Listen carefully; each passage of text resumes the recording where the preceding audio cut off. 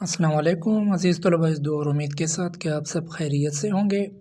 Student हमने topic पढ़ा हुआ था मैथमेटिकल एक्सपेक्टेशन।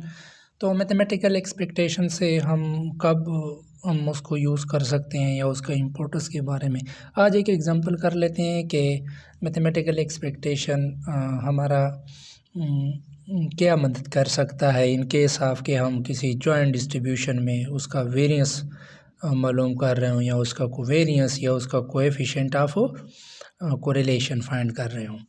तो डियर स्टूडेंट्स एक एग्जांपल ले लेते हैं कि if x and y to be discrete random variable belong to the following joint distribution.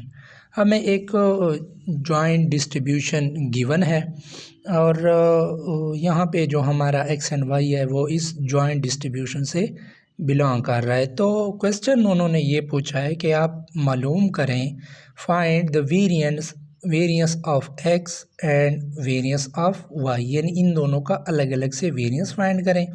Secondly वो पूछ रहा है कि find the covariance of x and y, और थर्ड वन वो कह रहे हैं कि फाइंड द कोरिलेशन कोएफिशिएंट। इस नोटेशन को हम रो कहते हैं, एक ग्रीक वर्ड है रो, एक्स एंड वाई, और हम कोरिलेशन कोएफिशिएंट के लिए इसको इस्तेमाल करते हैं।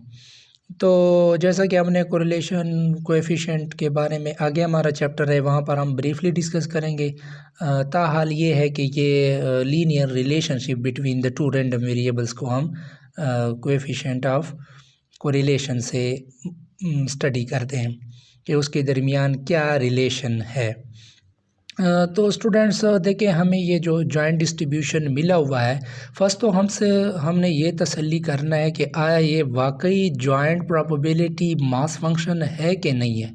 उसके लिए हमने प्रॉपर्टी पढ़ा था कि द सम ऑफ यानी डबल समेशन जे के लिए और आई के लिए एफ ऑफ एक्स व वाई हमारे पास 1 की इक्वल आ जाए तो हम उसको क्या कहेंगे, हम उसको जॉइंट प्रोबेबिलिटी मास फंक्शन कहेंगे। तो लेट्स सी, हम देखते हैं कि ये वाकई 1 की इक्वल हमारे पास रिज़ल्ट आता है कि नहीं। मोर ये कि ये जो हम इजाफ़ी करने जा रहे हैं ये हमारे पास आगे जो हमारे पास क्वेश्चन मिले हैं उसको सॉल्व करने में भी हम ये चीज़ ज़रूर फाइंड करेंगे।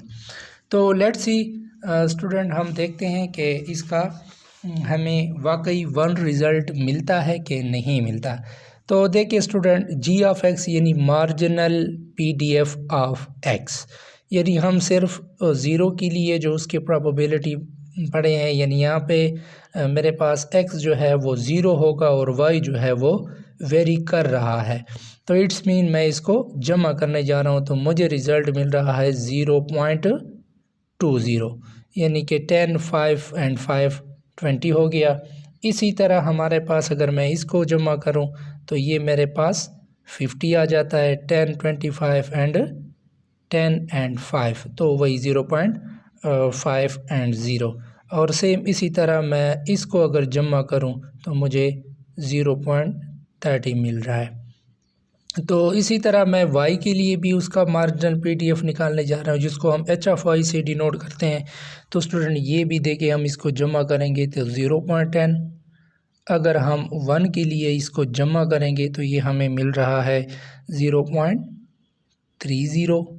सेम इसी तरह अगर मैं y2 हो और x हमारा वेरी हो रहा तो वहाँ पे मुझे मिल रहा है 0.4 एंड 5, और इसी तरह जब मैं इसको जमा करूंगा तो ये मेरे पास 0.15।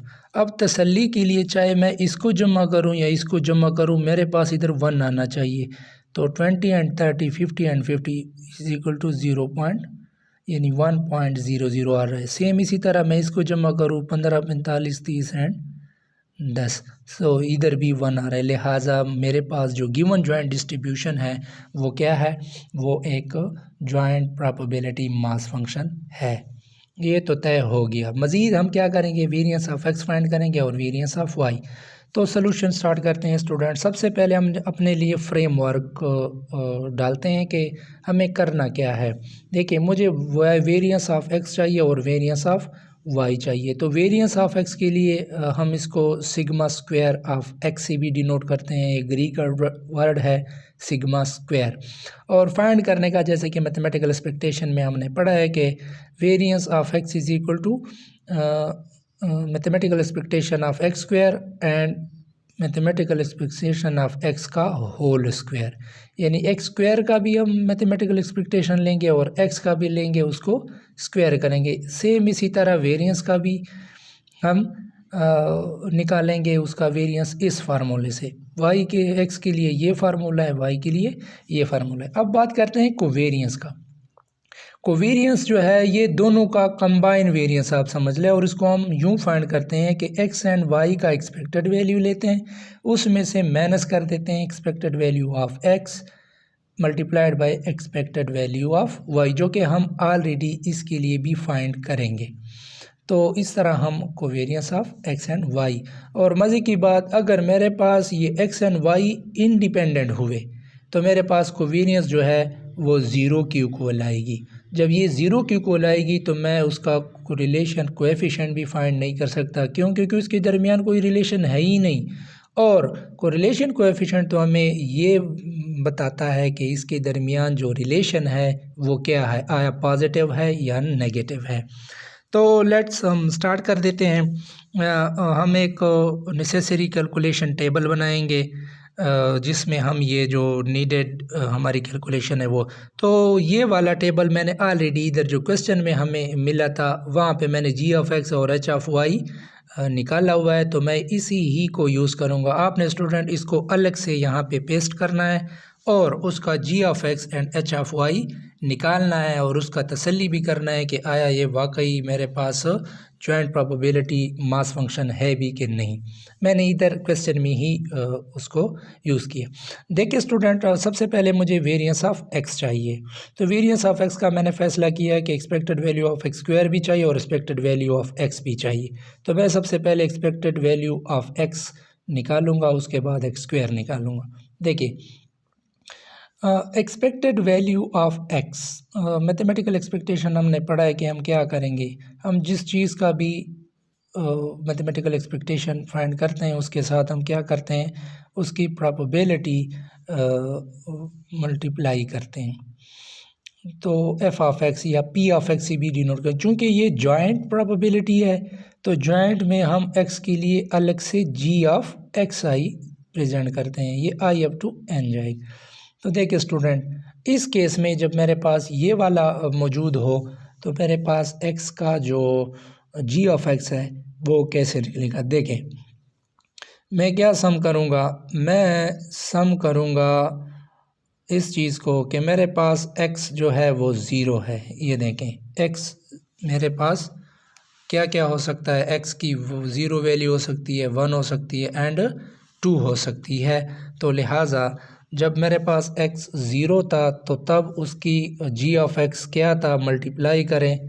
देखें x जब ज़ीरो है तो उसका g ऑफ x ये पड़ा है, x जब 1 है तो उसका g ऑफ x ये पड़ा है, x 2 है तो इसका g ऑफ x उसके अगेंस्ट टेबल में पड़ा हुआ है।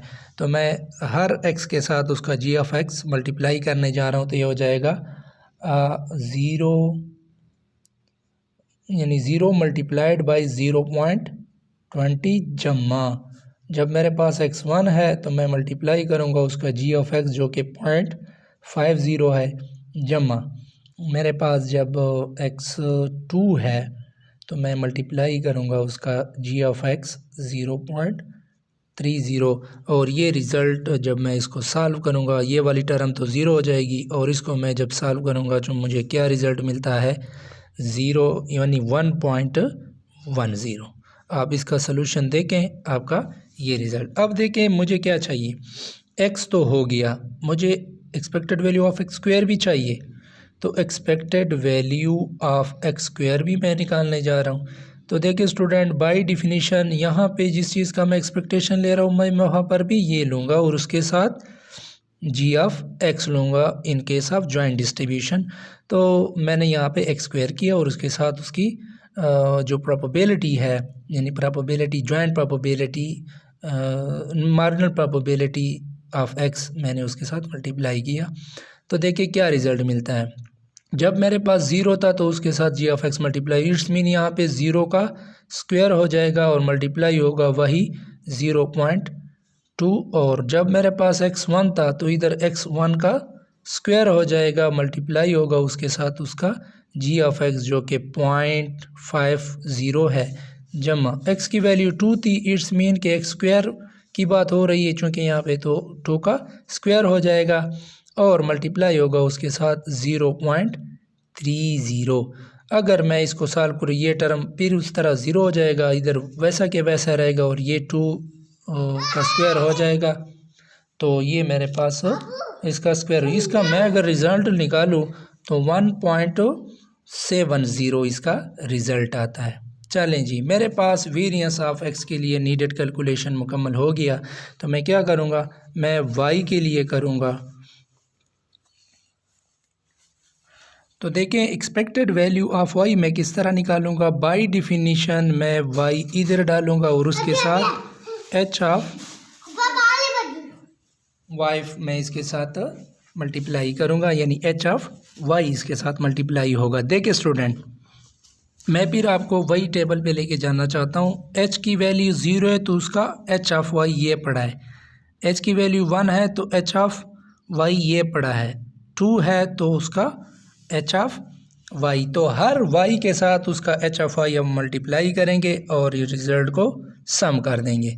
देखिए स्टूडेंट, मेरे पास जब वाई की वैल्यू 0 थी तो उसका एच ऑफ वाई 0.10 था, जमा 1 हो गया तो वहाँ पर मेरे पास 0.30, सेम इसी तरह 2 था तो मल्टीप्लाइड बाय 0.45 पड़ा है।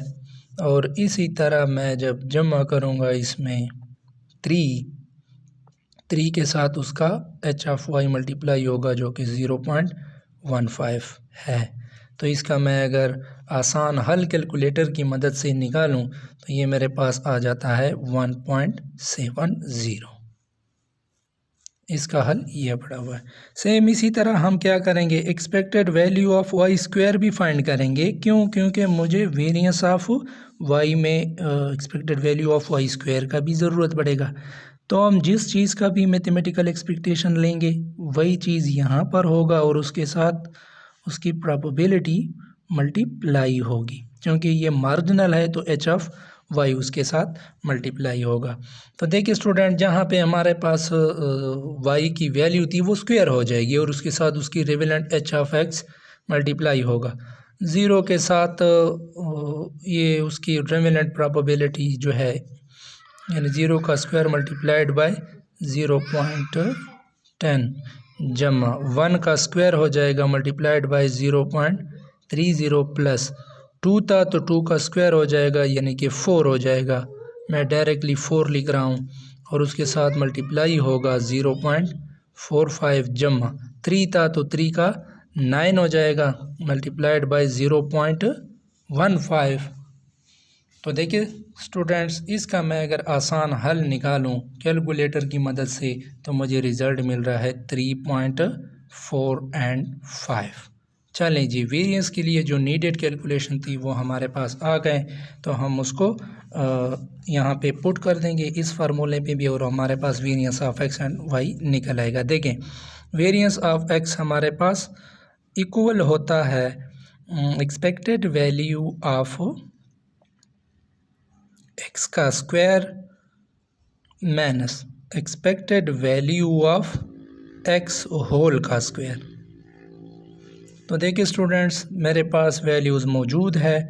जो एक्स स्क्वायर की वैल्यू थी वो हमारे पास आ रहा था 1.70 minus expected value of x हमारे पास 1.10 था और हम इसका स्क्वायर कर देंगे तो हमें रिज़ल्ट क्या मिलता है, हमें रिज़ल्ट मिलता है 0.4 एंड 9। सेम इसी तरह वेरिएंस ऑफ वाई हम वैल्यूज़ की पुटिंग कर देंगे यहाँ पे, वाई का square minus expected value of Y whole का स्क्वायर।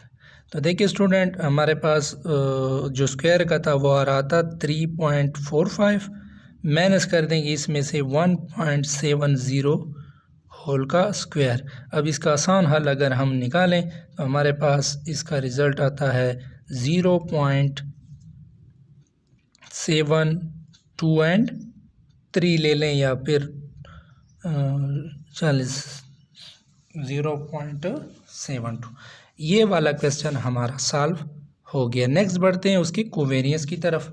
कोवेरियंस का हमने तय कर रखा है कि वो expected value of x and Y minus expected value of X multiplied by expected value of Y, यानी इन दोनों का अलग अलग से एक्सपेक्टेशन जो कि ऑलरेडी हमने फाइंड किया हुआ है। Expected value of x and Y हम फाइंड करेंगे, ये ऑलरेडी हमने निकाले हुए हैं। ये देखिए इन दोनों का जस्ट हम मल्टीप्लिकेशन कर लेंगे और नहीं इन दोनों का नहीं बल्कि हमारे पास जो x का था इसका और हमारे पास जो y का था इसका। तो देखिए स्टूडेंट आगे बढ़ते हैं। Expected value of x and y हम फाइंड करते हैं। देखें expected value of x and y, ये मेरे पास क्या होगा, वही चीज़ जो x एंड y है ये मैं लिखूँगा। चूँकि अब जॉइंट की बात हो रही है तो p ऑफ x व y हो जाएगा। तो देखिए स्टूडेंट हम x और y को आपस में मल्टीप्लाई करेंगे और उसके अगेंस्ट हम उसकी जो प्रोबेबिलिटी है इस टेबल में मौजूद ये जो प्रोबेबिलिटीज़ है हम उसके साथ मल्टीप्लाई करेंगे।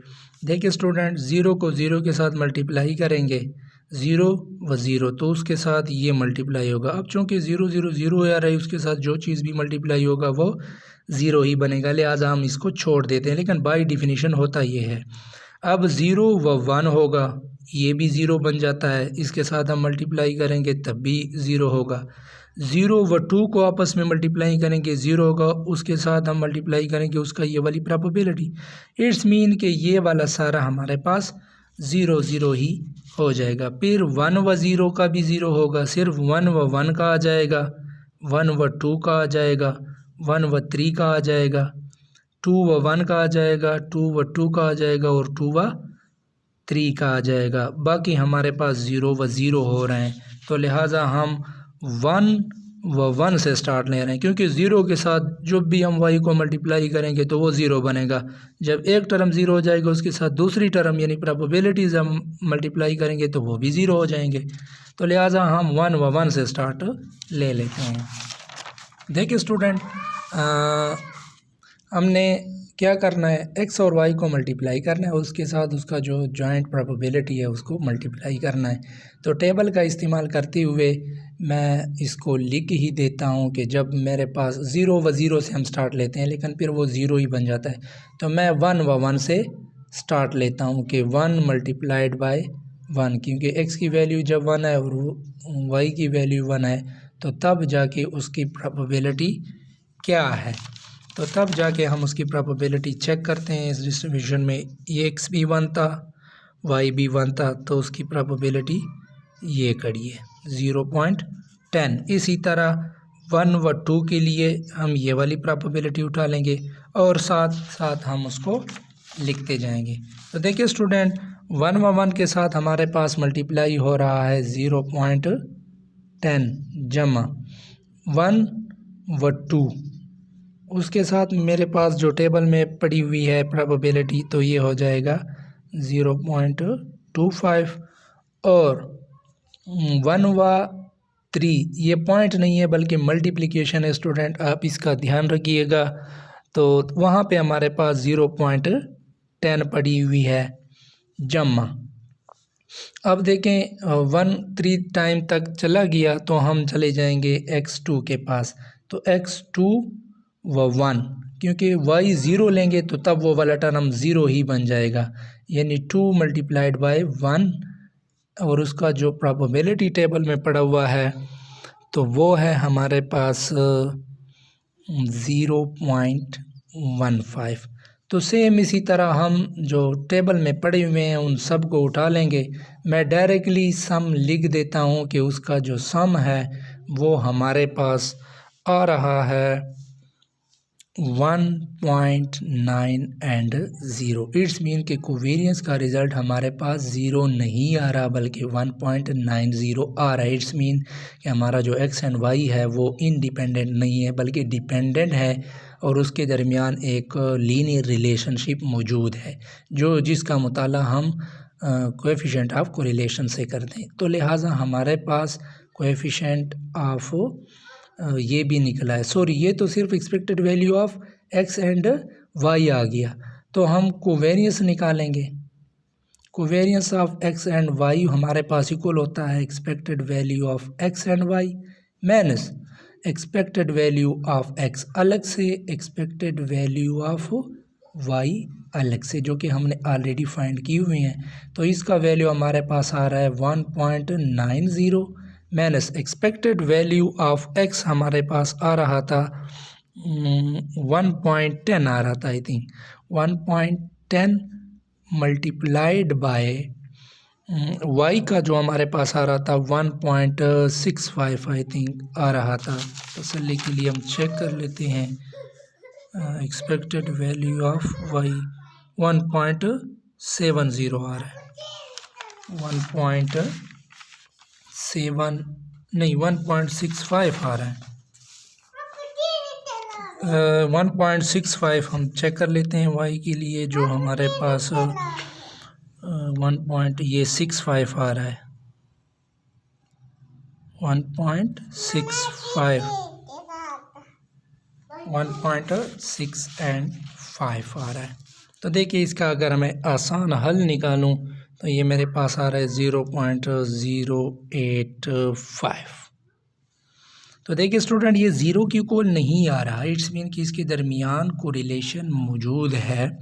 लिहाजा ये तो हमारे पास उसका कोवेरियंस फाइंड हुआ। ये होगा हमारा सेकंड रिज़ल्ट। थर्ड वन हम क्या करेंगे, हम x व y फाइंड करेंगे, जो कि इक्वल होता है हमारे पास covariance of x y divide by variance of x and variance of y और इसका अंडर दी रूट, है ना स्टूडेंट।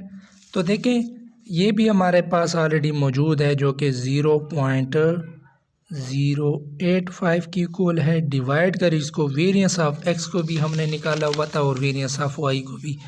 तो देखें 0.49 एंड 0.727 हमारे पास था 49 मल्टीप्लाइड बाय 0.72 एंड 7 था आई थिंक।